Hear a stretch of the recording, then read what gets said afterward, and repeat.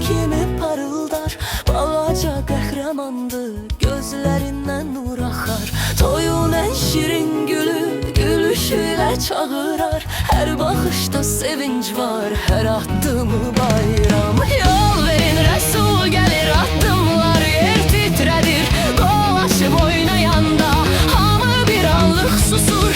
Əmi oğlunun fəxridir, igidliyi göz oxşar. O da bugün ulduzlu səhnədə, o da parıldar.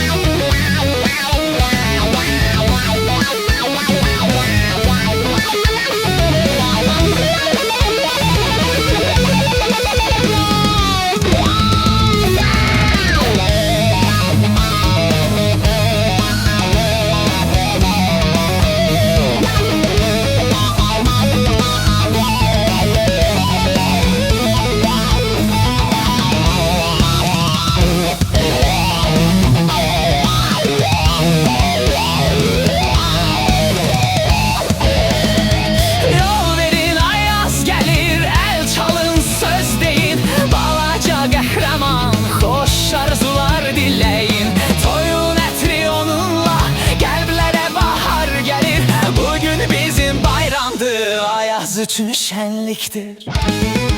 Yol verin, Rəsul gəlir, Ayazın yanında durar. Ona daim mərd ürəyi yol açar. Oynayanda meydanda hər kəs ona heyrandır.